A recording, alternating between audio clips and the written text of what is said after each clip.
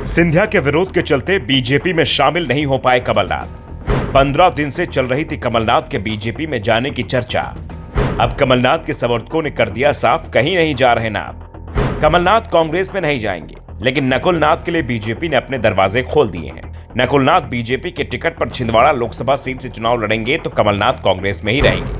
कांग्रेस में उन्हें जो भी जिम्मेदारी मिलेगी वो उसे निभाएंगे। दरअसल कमलनाथ और उनके बेटे के कांग्रेस छोड़ बीजेपी में जाने की चर्चाओं के बीच अब खबर आई है कि कमलनाथ नहीं, उनके बेटे को ही बीजेपी में शामिल किया जाएगा। कमलनाथ को बीजेपी ने लाल झंडी दिखा दी है। बीजेपी नेता कैलाश विजयवर्गीय तो कमलनाथ को बासी फल बता चुके हैं और दावा कर रहे थे कि कमलनाथ को बीजेपी में नहीं लिया जाएगा। लेकिन अब जो खबर सामने आ रही है उसमें साफ है कि कमलनाथ का रास्ता कैलाश विजयवर्गीय ने नहीं, बल्कि ज्योतिरादित्य सिंधिया ने रोका है। दरअसल ज्योतिरादित्य सिंधिया और कमलनाथ के बीच टकराव बेहद पुराना है।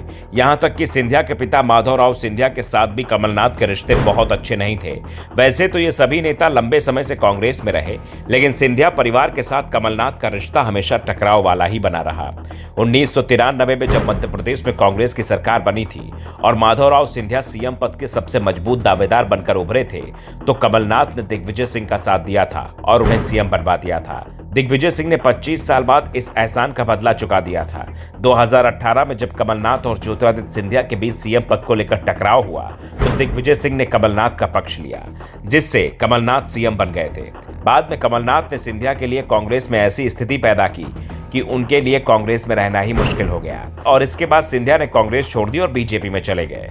2020 में सिंधिया ने बीजेपी की सदस्यता ली थी और उसके बाद से ही वो कमलनाथ पर लगातार निशाना साध रहे थे कि अचानक ये खबरें आने लगी कि कमलनाथ कांग्रेस को छोड़कर बीजेपी में शामिल होने की तैयारी कर रहे हैं। और इन खबरों ने सबसे ज्यादा बेचैन ज्योतिरादित्य सिंधिया को ही किया।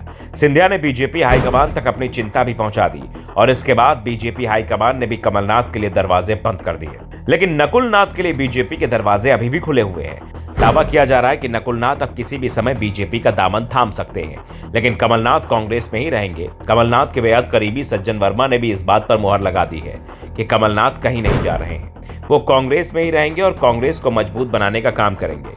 लेकिन ये सवाल जरूर पूछे जा रहे हैं कि अगर नकुलनाथ छिंदवाड़ा से बीजेपी उम्मीदवार के रूप में चुनाव लड़ेंगे तो क्या कमलनाथ अपने बेटे के खिलाफ प्रचार करेंगे, क्योंकि यह तय माना जा रहा है कि बीजेपी नकुलनाथ को ही छिंदवाड़ा से उम्मीदवार बनाएगी। दरअसल बीजेपी की नजर छिंदवाड़ा सीट पर लंबे समय से बनी हुई है, लेकिन कमलनाथ के रहते हुए बीजेपी की दाल इस सीट पर नहीं गल रही थी।